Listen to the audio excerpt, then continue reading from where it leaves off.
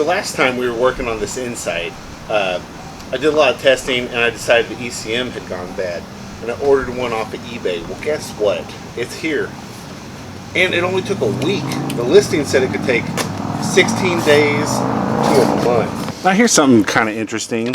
So the new ECM is a 505. The old one is a 345. So what happened was there was a recall in the early days, like in 2002, and this ECM was recalled because the air-fuel ratio sensor wouldn't properly read, or this ECM wouldn't read malfunctions in the air-fuel ratio sensor, and it was a violation of the emissions controls. So this is the ECM, the new one that's supposed to replace this one. So this ECM, I guess, is original to the car and never made it through the recall. I don't know, that's good, but it is the right ECM based off of its number for the 2000 Honda Insight with 5-speed. So perfect. I'm gonna go ahead and open it up and just take a look at the immobilizer chip, see if it's been replaced or not. And what I'm wondering, is there any chance that my security key will work with this ECM? So it's got the original security key chip in it. So we'll just bypass the fuel cutoff relay and give this thing a test. Alright, so I got the battery disconnected, and see this blue relay? It's in place. This is the fuel cutoff relay that the immobilizer key will not allow to turn on for the fuel pump if it's not programmed. So let's just get that ECM in and test it. Moment of truth for the immobilizer, I guess. Immobilizer light is on, and it's just blinking saying, I don't like this. There's no IMA start with the immobilizer blinking. So I guess it controls more than just a fuel pump. But just to double check, we're gonna bypass this relay the way we did in the last video. So let me get this little puppy out. All right. So let's just try this. I also remembered that this cable, I don't know if you can see this, the starter cable for the the backup starter, right? The 12-volt starter. I never hooked that wire back up. Not since the very first episode when I disconnected it to force start it to drive it home. All right, so I've bypassed this fuel cutoff relay, and let's just see what's gonna do.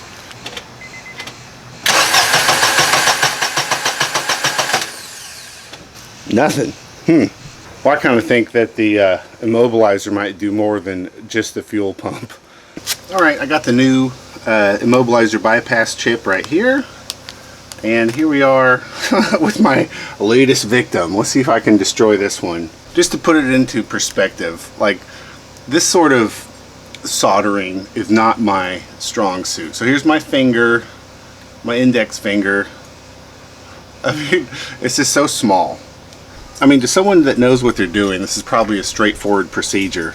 But, last time I did this, I tried and tried. I used the solder wick, and I tried heating up the back and sucking the solder out. But it's way harder than you would suspect. What I actually wound up doing last time was I desoldered these. Like, I put the tip of the soldering iron on it, and I pulled these back. They're connected on both sides. And so I might try that again, and then just install the chip into these slots here, which is also not as easy as it looks, but I think that's the best plan for me today. Another mistake I did last time was I actually knocked this little chip off right here with the soldering iron. Yeah, as I was trying to heat these up, I slipped, and I just totally dislodged that, C301, I don't know what that is, a resistor or something. So I'm gonna have to work real hard to be way more careful. So I'm gonna try just using some masking tape to protect a few of these components. Since I struggled so much last time, I'm just gonna try to cover them up. That way if I slip, maybe I don't knock anything off. Either that or I set the masking tape on fire and I ruined I ruined this thing anyways. I'm gonna start by just folding this back just a little bit so I can get a better angle on it. Okay, here goes nothing. I'm pretty sure that people who do this professionally have one of those rework stations where they use a heat gun and they can control it better. Oh fuck, look how shaky I am. Let's see.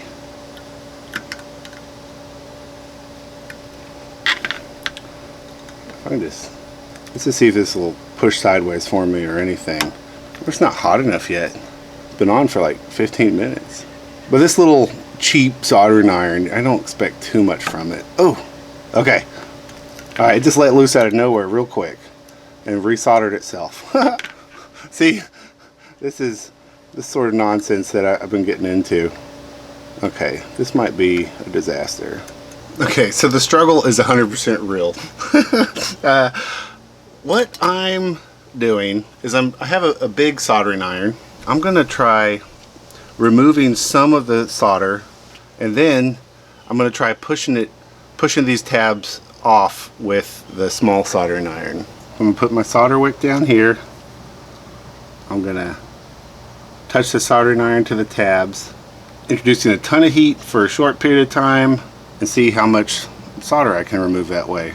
The idea is with less solder there, maybe I'll be able to push these sideways without them resoldering themselves.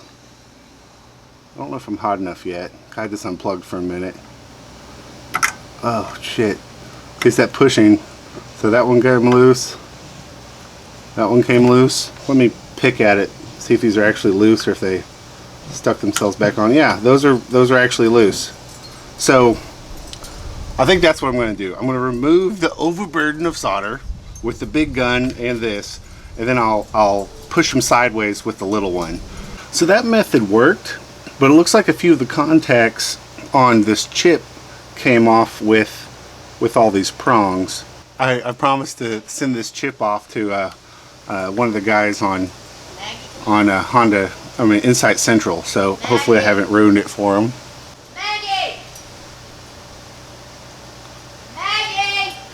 It doesn't look like it did much. My neighbors are yelling. Don't they know I'm doing brain surgery over here? Computer surgery? Because what we're going for is the capillary action of the solder to wick itself out into this solder wick, right? Oh my god, see how shaky I am and how big this stupid tip is? I'm just no good at these things. I kind of do want to buy like a rework station eventually, just to see if I could learn a new skill. Yeah, we're not getting much solder out of here, but we're getting something, so that will help. I watched the Louis Rosman channel, or I used to. Now it just seems like he talks all the time. Doesn't fix as much as he used to. But it was always amazing. You know, he puts down that liquid stuff and he puts the heat gun on it, and then the parts just fly right off. Alright, so we're getting real close. I'm pretty sure that this chip is totally screwed and will never work again. But it's starting to get loose. Ooh! Oh yeah! Look at all the contacts that are missing. So this chip is probably, look, and that trace is broken. So this chip will be useless for Sean, I think is who I promised it to. I'm so sorry about that, buddy. I'm just not skilled enough to remove it in a useful manner. But I kept both of them. I'll ship them both to you if you wanted to mess around with them. So here's where I think I went wrong last time I did this, is I got down to this point. And you know, this chip, it will sit here and you could solder it in. But I thought, you know what, I'm gonna remove all those pins and just, you know, clear out those holes, and that's when I started having some real trouble. So I think this time I'm just going to try to solder it to these. So the real struggle is trying to figure out something that I can actually do with my skill set. So I was kind of thinking about using, you know, this like that. Then I have real direct places to solder on the top. And then with that connected, I could try soldering these pins to these other pins. And that might be something that I'm capable of doing without destroying the board. I think I could do that. I think that's in my skill set. Okay, let's see if I'm capable of this. This tip has really been giving me trouble with, I might cool it off too much already, has really been giving me trouble getting a bead of solder to stick to it.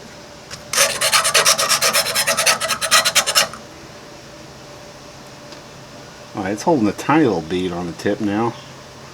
Not enough, damn.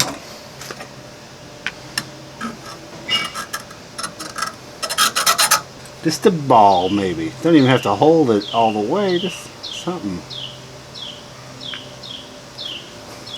Okay, maybe. So I got flux on here already.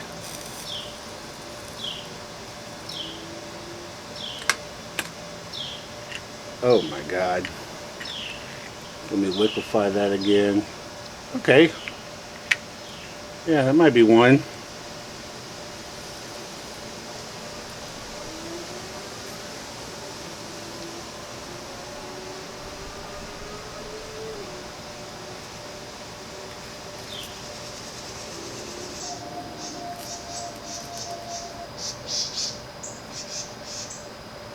Do like the ugliest things ever, huh?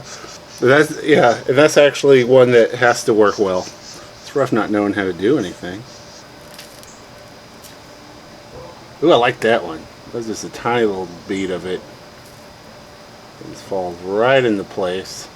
Oh, I think those are connected. We're going to pick some of this up. Okay, I'm just going to add a little bit of flux to everything. And then something over here. I'm trying to figure out if I want this over or under. I think I'll go over. Let's see if I can just...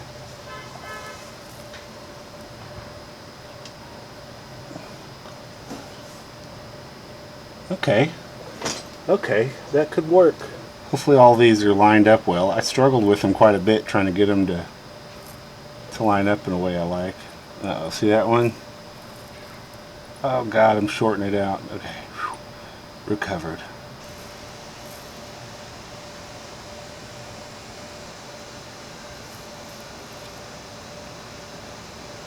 Oops.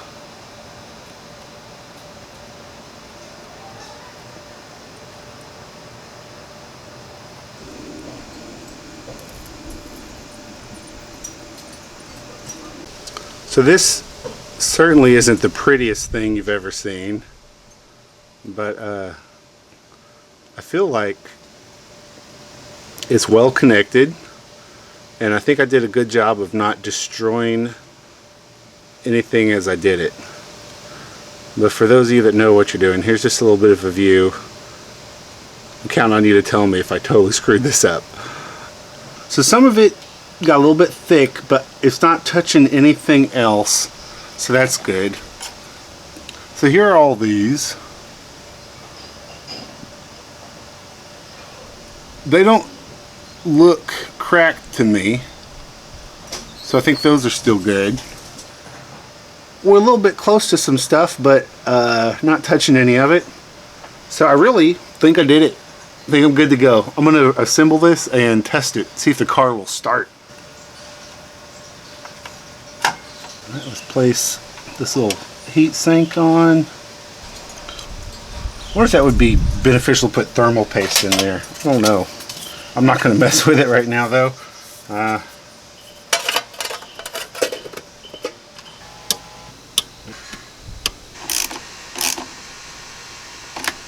Moment of truth. Ignition on, green light off, clutch in, IMA start. Okay. Woo! Hadn't ran in a while. A little clattering. So it's going through its IMA test, but it started. Alright, so I just got back from a 19-mile test drive. So far so good. You know, statistically I should have had one. Typically I get 3 or 4 every 60 miles. So So I'm hopeful, but I don't really have a reason to drive just yet. Mutter replied to a post I made about the ECM, and he said these ECMs are rock solid. You'll probably confirm this once your eBay ECM arrives. My vote is wiring issues from the ECM to the engine. Have you tried spraying contact cleaner into all that mating connectors, all that mating connectors? And I haven't done that yet.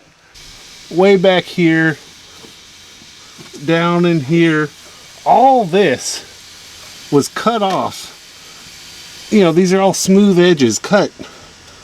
I think, you know, and we're missing a bolt here, like somebody got into this, and I just can't escape the thought that somebody who hates little gay cars like this working on it, that would put batteries in backwards, could have been just, you know, doing the laziest, worst possible, you know, mechanicking you can imagine, and could have done something bad to the ECM by mistake or inexperience.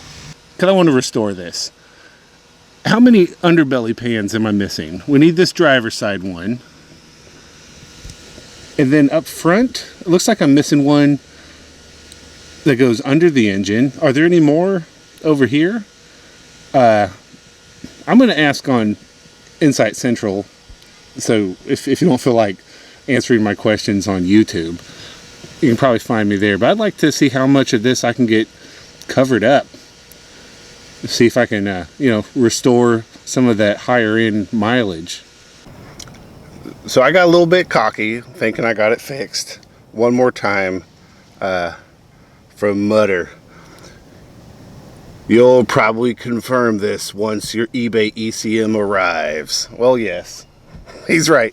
I made it 52 miles without any green flashy key light or check engine light flashing, and then it started happening, and then it went away, got another 50 miles, then it started happening again. So anyways, I have not fixed the problem. The ECM was not dead. He's right, and obviously the fact that you can buy an ECM for under $100 for a car that they only made 12,000 of means that no one ever needs them.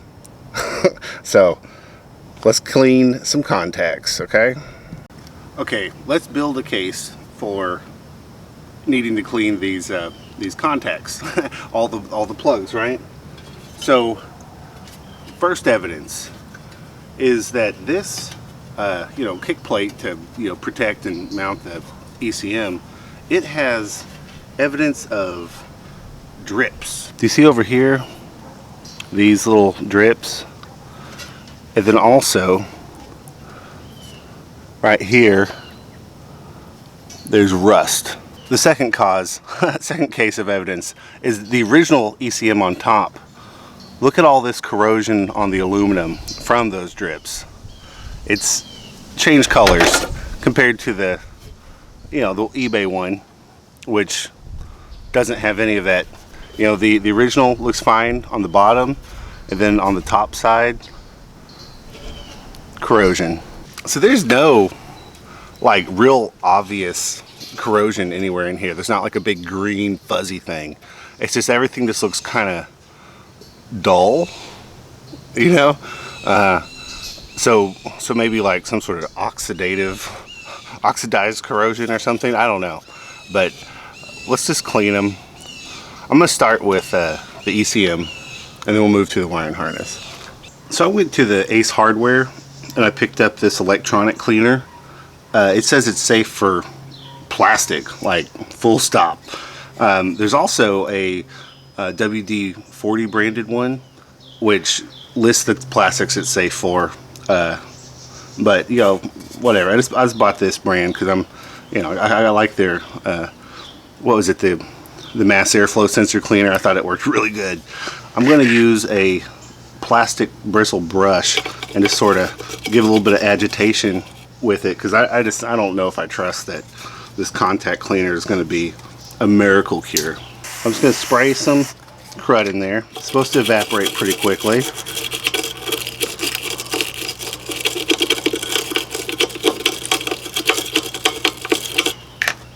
So being 100% honest, On this first one, I took it out in the sun. I looked at the side that I cleaned and the side that I didn't, and I can't tell physical difference, you know, in like shininess or glossiness or color. It doesn't seem to have done much. So this stuff claims that it's safe for circuit boards. I hope that's true.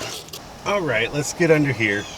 I gotta admit, it's a little embarrassing being this many videos into trying to solve this problem and being reminded of the principle of KISS, keep it simple, stupid. So, you know, checking the connections is kind of a duh, really. So kind of what my plan is, I'm gonna have a rag. Let's just flood this thing first. Probably should use gloves and try to, you know, collect the residue in the rag. These are for cleaning the tips on welders. I could probably find one which is about the same diameter as what the plugs are and try to do a little physical cleaning. That feels a little tight. I don't want to like deform it. So that goes in fairly good, but still a little tight. Let's go one size smaller. Oh yeah, that feels good. So I might go through each one and just rub it like that with this smallest one here. All right, let's just get this ECM installed. I sprayed everything, scrubbed all these floors, and I sprayed most of these. Oh my God, there's so much noise. Anyways, my ECM, when I first took it out, didn't have the bolts for the top. That's kind of frustrating, so I'm going to replace those, get this installed, and see if this works. One final thing I'm going to check before I get on the road is I'm going to take this, you know, main ground connection loose and clean all this up and reinstall that. So I'm just going to clean these up, and then I'm going to mount them to the top here. Just put them back where they look like they went in the wiring diagram on the service manual.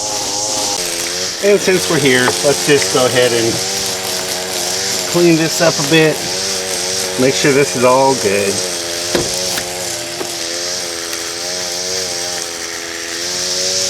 All right, let's see if we get a start. We got a start, cool. All right, well, I'm just gonna drive around a bit. Actually, I'm gonna drive around a lot. It just happened in a way that doesn't happen that often, where it just goes full security key. Typically it flashes, but it straight up killed the car. So let's try to start it. Clutch in, nothing. Go off, back on, and we're running again. Shit. It cutting off again. You know, cutting off like where it just turns off and it won't restart itself is something that happens. It's happened maybe 4 times. Where it just flashes either the immobilizer light or the check engine light or both at the same time. That has probably happened like hundreds of times. So it's not a new problem. I just had another hesitation and another hesitation. And another hesitation. Oh wait, it's off. Let's restart. Alright, so I guess it's not, I can't believe I caught one on film, honestly. I've tried so many times. I've probably wasted hours of recording trying to catch it happening. So anyways, gonna head home. I'm gonna try something else. I'm gonna swap the relays, the fuel pump cutoff, and I'm drawing a blank on what the one under the dash is, but we talked about that in detail last time. I'm gonna swap those and see if it changes anything, because I'm pretty confident ECM's not the problem. Pretty confident that I cleaned all those connections best I could, because it's actually running top notch.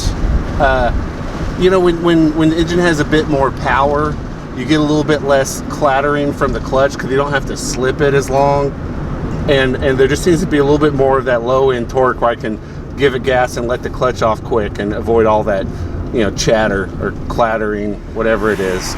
If it is these relays, you know, the two blue relays, then I should be moving the problem from the ECM turning off to the fuel pump turning off once I swap them, unless they're both bad. I don't know what resistance they're supposed to have, but they you know, when I checked the resistance on both sides of them and actuated them to check them in the last video, they were nearly identical. So yeah, I don't know what that means. I don't actually know how to test a relay other than seeing if it clicks on and off. Wow, that relay is very hot. That could be a lot to do with it. Okay. Oh, I got it. So it's very warm. I mean, it's cooling off rapidly, but this thing is getting hot. So if this is the problem, that's going to be hilarious, because this is you know, the first thing that pops up on most of the forums when you get that ECM internal fault code for a Honda. So I'm going to throw this one. This one feels a little warm too, but I mean, it's have time to cool off, so it doesn't matter. I'll throw this one under there and we'll start driving again. Okay, it's still doing it. What does that mean? Could both relays be bad? Maybe, probably not. I'm outside the O'Reilly, so I'm gonna go get a price on what these relays cost, or if they can get them. But like the ignition switch. But would the ignition switch make the you know, the other computer that's in here? It went from it switched to the backup computer. You know, it was running the internal fault code and was running on the backup computer. Why would that happen? Is that just like an accumulation of the computer resetting enough times it decides to do that? Could it be a problem with these Immobilizer bypass chips? I mean, totally could be, but it was doing this on the original Immobilizer chip in the original computer. So, or computer, ECM, I don't know what I should call it. So, drowning in hopelessness. That's feeling defeated. Let's just get a price on some stuff. All right, so they were unwilling to, you know, look up the part number to find the relay, but you know, they compared the relay to other relays, and there's a $46, you know, multi-purpose fuel pump relay, a $22 multi-purpose fuel pump relay. Anyways, that's a lot of money to spend on something that I really don't think is the problem. There's a couple other relays in there that look similar enough that we could swap them out if we really wanted to. But further up the line is what I suspect. Ignition switch, maybe. So that's what we're going to do. Let's go home again. So we have a ton of rust inside here, and all this aluminum is fuzzy and furry. Sorry, now across the street they're putting turf down on the lawn. But this right here, I believe this is where we're going to go for. All right, here's a moment of something, and we can't see anything. Let's see what happens if we pry gently. Let's just look in here. Oh God, now I've lost it. Oh shit. Gotta figure out how this goes again. Okay, but anyways, it's pretty gross. It's pretty dirty in here. We could have some problems with the contacts, but Lord, I just dropped the guts. So I'm just gonna clean all this up. There's some dielectric grease in here. I don't have any, but maybe that'll help. Ugh. Yeah, I like what the wire brush is doing a lot. It's making it shiny, and it's getting rid of all that dark color. Way better than the contact cleaner is. I don't know what this is, nickel or something, but it's like polishing up as I rub it. Yeah, that looks really good. I like that a lot. I'm gonna go ahead and rub this side too. Let's see what these do. Oops. I forgot the battery's still on. Gotta be careful over here. This one connection at a time. Or I might start the engine. So let me go ahead and install this the way it goes, right? Like that. And I'll just double check the function. 1, 2, springy. Okay. So there's only one way this can go on. And there's a big gap that fits right like that. So this is in the back position, yeah.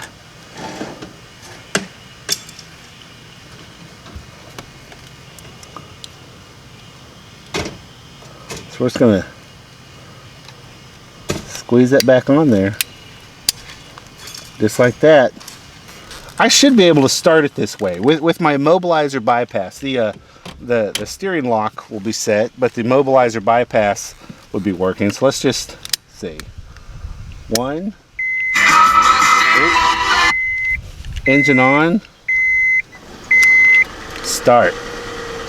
Cool. Maybe they could just like break the steering lock and then jump it from here if you bypass your immobilizer like I did. But I don't know who would want to steal a car this old. I'm sure somebody.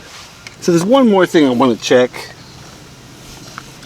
So these wires go down to the harness and they connect to this fuse block. So I'm gonna go ahead and I guess clean these. Jeez, I don't know. Really reaching here. But yeah, we got the spray. Let's just spray it. Okay, last thought. This little switch is connected to the clutch pedal. I know some people put these in to send a signal to the computer to keep it from doing whatever IMA things when the battery packs get bad, right? But this one, it doesn't seem to do anything. When I use it, nothing happens. It looks like it's connected, but the tab is bent. So I'm wondering if I think that could do something. Would an internal fault in there have anything to do with anything? Let me go ahead and... Alright, so this switch appears to be bad. Like, but not in the closed position, in the open position. So I got my continuity test. So when I go here, and I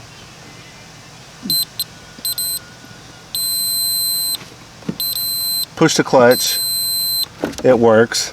Off, nothing, on, nothing. Wiggle this stuff around. Yeah, so there's some connection issue or switch problem here preventing me from using it, but I don't think that would be my problem. Next day, cleaning the ignition switch didn't do anything. Running out of ideas. But I started thinking, remembering, and when this started was the episode of this repair project where I did the EGR plate and the throttle body cleaning. Another thing I did was I put the wiring harness that runs along the front of the car back in its proper location. It had been stretched down underneath one of the radiator hoses. And I had just kind of assumed that maybe a moron had been working on the car, but maybe that was intentional to fix some connectivity problem in that wiring harness. Like maybe that's related. I really don't know, but we got to try something. So see these two zip ties here? It was this section of wire, this big wiring harness under here. It was underneath the radiator hose. Like literally, these had been, 1, 2, 3 connections, and it had been directed underneath the radiator hose, and it had a fair amount of tension on it. And I don't know what all that could have done. I mean, it wasn't that tight, but it was kind of tight. Shit, I just don't know. I don't know what that could be doing. Pulling wires tight, getting it off of, did it wear through somewhere and it has a, I don't know, let's just pull this out and take a peek. The only thing that was loose was this much wire. I guess it's not that strongly flexed, but it was under there. See, this doesn't feel like the answer. Putting that down there, this does not feel like the answer. I could try zip tying it down there, see if that fixes something. What is this? Where does that go? There's a radiator fan not connected. Okay, I don't remember messing with that at all. Could a radiator fan not being connected be a problem? I don't think so. Shit. Does he change a variable and he got some way of figuring something out? I really don't see how this can change anything, but I'm just gonna do it. I'm gonna zip tie to the radiator fan. I'm gonna just try to simulate. I don't want to put it back under the radiator hose because I had to take it off and bleed the system, and that's whatever. So I'm gonna try putting it just right there. We'll see if that changes anything. Sort of simulating. Well, maybe fuck, I don't know. Yeah, I don't know if it's just coincidence or what. This test was inconclusive because I still had that, you know, misfire thing with the green security light, but it had so much more power than I'm used to. Reverse wasn't a struggle. First wasn't a shaky, choppy thing. I think there's something to it. What I want to try is to see if I can kill it by messing with this.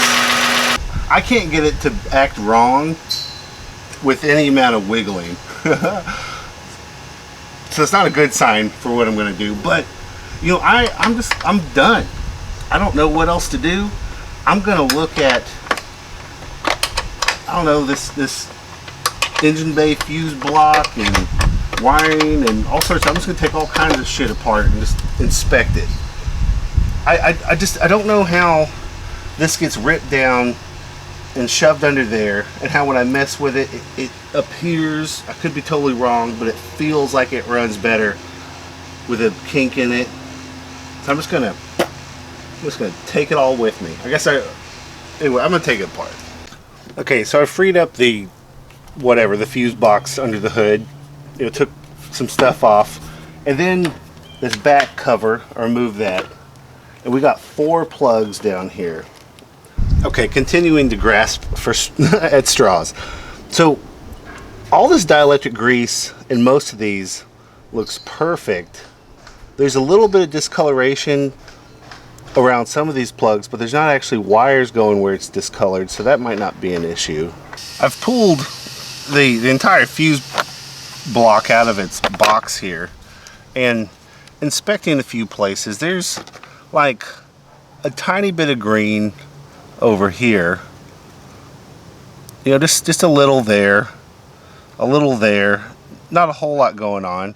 A couple of these pins look dirty, but most look perfect. I don't know if that's just a difference in finish, how there's a different color there, but yeah, I can clean those. One thing that sort of stands out that might be problematic, I don't know if we can see it on camera here, but this the IG1 50 amp fuse, half of it is green, and that could be part of my issue. Now with this fuse removed, the side that's not green has some green under it, a little dirty there. I mean, what is the IGF1? Is that the main ignition fuse? Okay, this bottom part comes right out. Let's see if this comes out. Whoa, there's all sorts of corrosion in here. Seriously, y'all, is that my problem? Is it all this corrosion inside of here? Could it have been a fuse the whole time? Alright, so I have totally depopulated the board, the fuse box, and over here, this is what we got. This pulls out, and we have access to, I guess I'll clean all these surfaces, but I just wanted to look and see if there was actual green fuzz under here, and there's not. The green stuff that I'm seeing back here seems to be limited to there. So I think we're okay. But I am going to clean these surfaces up. Everywhere that these fuses connect, everywhere that there's metal sandwiched on metal is going to get cleaned up. So we have all these components. So this thing, I guess it measures the amps being drawn, and maybe tells the DC to DC converter how much power to produce. And then these things are bridged and sandwiched. You got all these little pieces of metal that make these connections here, right? And so they sit on top of each other. So I'm just going to make sure that all these surfaces are nice and clean, and we're going to start over from there and then test drive again. So I'm going to use my contact cleaner. I'm going to get that wet. I'm going to scrub it. Partially reassembled, and all these little nuts in their retaining spot. I'm going to slide this back in here where it belongs. I'm going to give little clicks. Repopulate this. I left everything in order, so it should go quick. Alright, now we're down to the new fuse that doesn't have corrosion. Please fix my problems. I'll owe you one. This one comes from the battery. The other one goes back, and I assume it's from the DC to DC converter. So I'm going to clean these top and bottom as well. Let's get this negative connected. God, I hope this does it. I really, really hope this does it. I've been banging my head on the wall, accomplishing nothing for so long. Okay, of course that didn't fix it. It did something strange that it's never done. It set a code very quickly. 6 long, 1 short, 61. And they say that's the air-fuel ratio sensor, the LAF. Look, it wasn't even tight. I just barely put a wrench on it and just to see. It was loose, so I just spun it out. I got the NTK L2H2 Japan. What do you think about that color? Is that normal?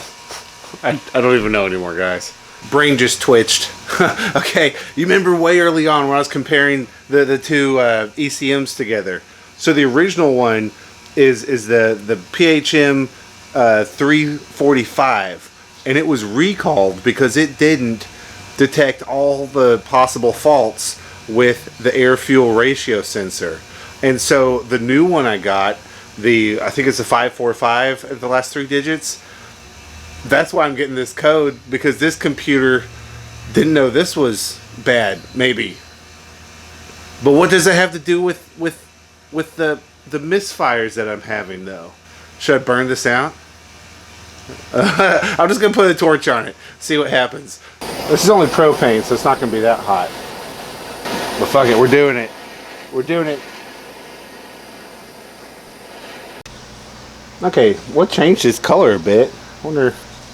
I was reading an article from 2019 from Sean. He gave me some good advice on the same post I was referencing, where Mutter predicted I can't solve my problem with a new ECM, and he's explained how the computer and backup computer works, and what it sounds like is happening. Anyways, in 2019 he had an article where he was talking about the various different fuel air mixture sensor issues that people have posted about and resolved in various ways, and he experimented with the torch, and it seemed like it helped him a little bit. So that totally changed the color of it, turned all the outside buildup into something that could come off easily.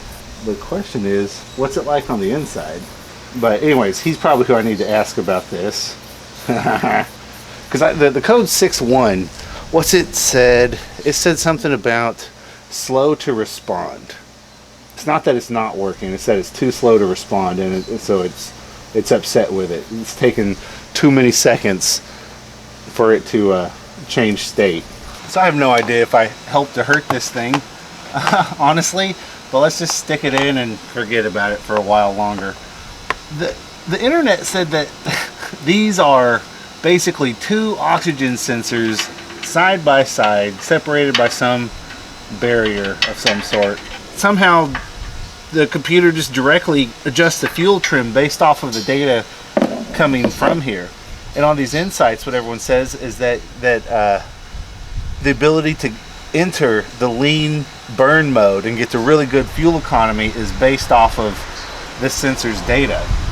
So again, I don't think this is going to solve any of my problems, but whatever. I mean, it threw a code. Okay, you know, it's just becoming apparent to me even that I'm too stupid to know that I've been defeated. I went ahead and I decided another ground from where all the computer connections are right to the negative terminal body ground. So this is like some Hail Mary, hopeless, sad, pathetic little man can't fix his car solution here. Alright, so everything we did seemed to improve the overall general situation of, I don't know, electrical conductivity. Like the dome light's brighter, the check engine light that keeps coming on is brighter. It seems to accelerate a little bit more smoothly most of the times, and the problem seems to have shifted from randomly happening anytime to be more concentrated once you've been driving for a while and the engine is good and hot. So, you know, it's not fixed. Wasted a lot of time, but I think overall something good happened. Now, what I am going to do, I'm going to buy a whole set of ignition coils, because I was reading on the InsightCentral.net that one guy was fighting one of this for a long time and turned out to be some bad coils. I inspected mine. I don't have the cracks that he had, but who knows? Desperate. So anyways, catch y'all next time when these ignition coils come in. Be good, and if you got any advice for me, I need it.